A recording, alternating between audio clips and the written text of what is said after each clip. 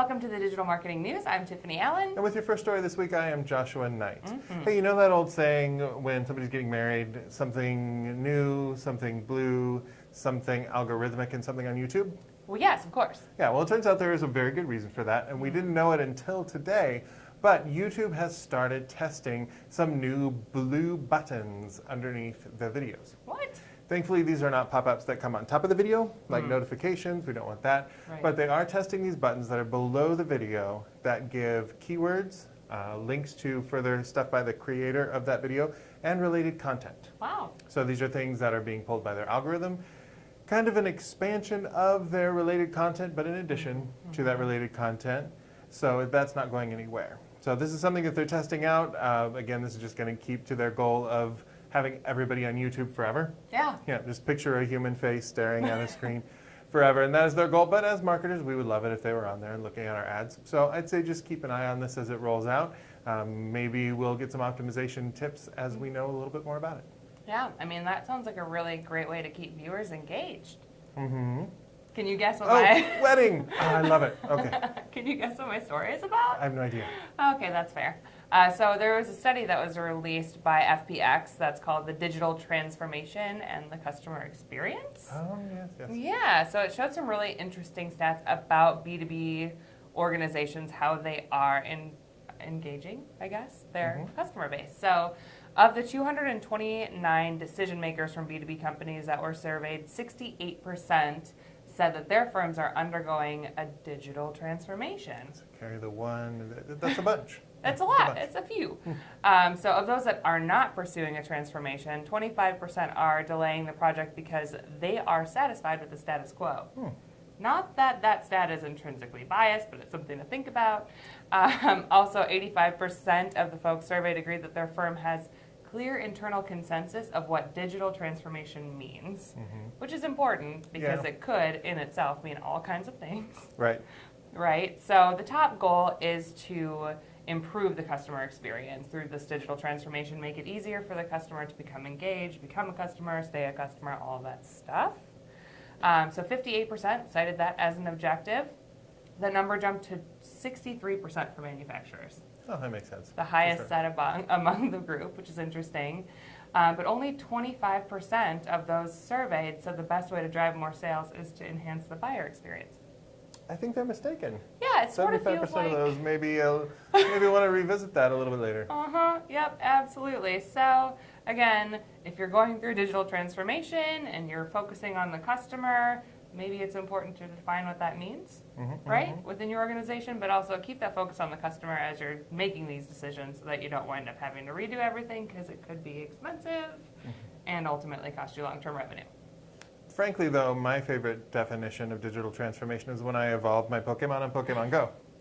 It's true. They are digital creatures. They transform. Pichu becomes Pikachu, becomes Raichu. That is just, the great circle of life.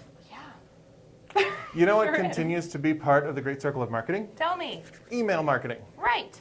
You would think that it wouldn't be. We keep saying that. Email's been around a long time, but it is a go-to method. And our good friends at AWeber, possibly the grill company, possibly the writer of such musicals as Cats and Phantom of the Opera. That's probably what it is. Could be. Andrew Lloyd Webber has given us these. AWeber has given us this survey results from 1,000 emails from top marketers. So this is not a random sampling. This is them picking the most successful folks they admire, folks like Ann Handley, who can turn the world on with a smile. Yeah. And they looked at what characteristics make them the top marketers. So they looked at, for example, the word count in an email. 50% of those emails were 300 words or less. Perfect. Now, only 11% were over 900 words. 38% were in that 300 to 900 range. So basically, they said, keep it short unless you have some really valuable content that you're offering. They actually cited Ann Handley's newsletter in this as being something that it's over 900 words, but it earns it. So you just got to earn it. Elsewhere, just keep it short. Subject lines, 20 to 60 characters. Anything over 60 is going to get cut off in a mobile app. Guess where most people are checking their email? On the phone? I was going to say in the bathroom, but on the phone, yes. Fair enough. In the bathroom. Both. With the lead pipe in the conservatory. Right. As far as subject lines go, now this was something interesting. 60% said they'd used sentence case for a subject, that's capital letter at the front, and then no more capitals. 34% used title case, which looks very much more formal. Yeah. So some people choose that because it kind of gives their brand a little more gravitas. But they said that this could depend on what works for your audience. Yeah. So people are more likely to open an email that looks like it comes from a friend. And friends usually use sentence case or all lower caps. I mean, none of my friends use all lowercase. All caps all day. It'd be weird. Yeah, all uppercase, no. But sentence case could be a better look for your brand than title case. So I thought all that was fascinating for email marketing. That is interesting. Now I know how to send you emails that you will read. Yes, no more all caps. It's like you're shouting. I mean, I know everybody on the internet now knows that I use the caps lock case instead of the shift key when I'm making capital letters. I outed myself on Twitter. I understand it's a mistake, however, I'm already down the path. So here we are. Very well. Right. So speaking of mistakes. All right, go for it. So there was this interesting story where Google's John Mueller reminds us all of something important. Mueller. So somebody Mueller. on a live chat with him was saying, hey, you know what? My website's great. It's fast. It's technically sound. Technically, there's nothing wrong with my website. Why won't it rank?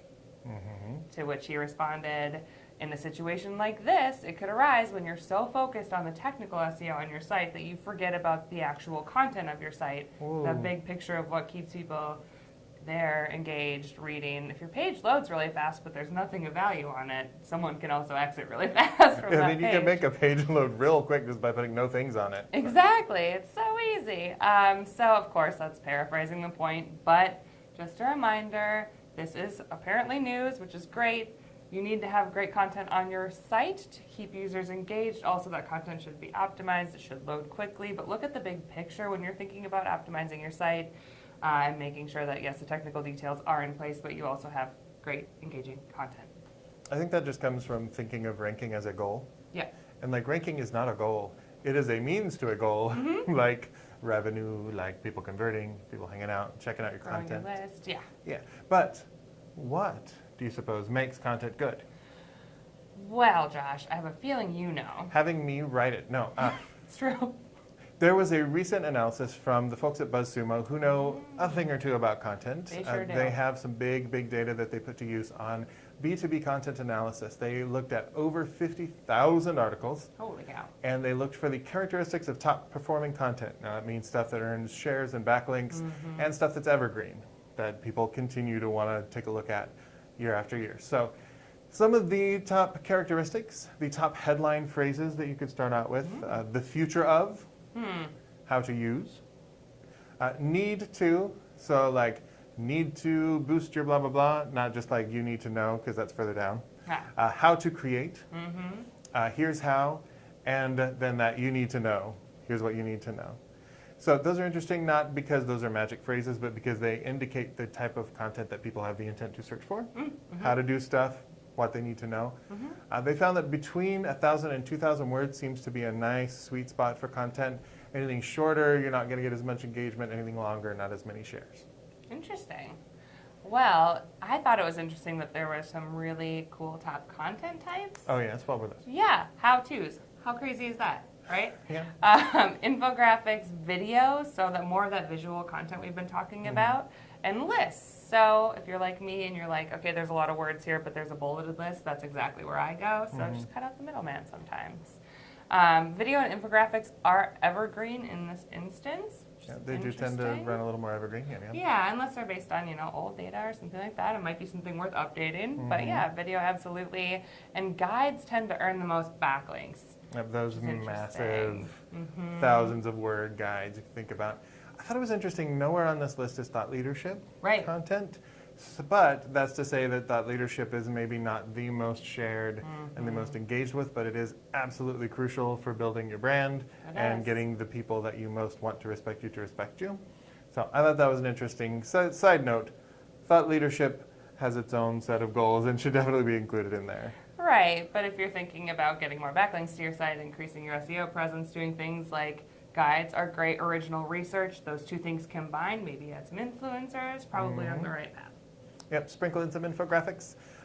For people you might want to check out, they pointed out the top publishers for B2B content are TechCrunch. Yes, very crunchy. Crunch, Entrepreneur, CoinDesk, Business Insider, and the Harvard Business Review. So if you're looking for some inspiration, that would be a good place to start. All right. Well, that is all the news we have for you this week.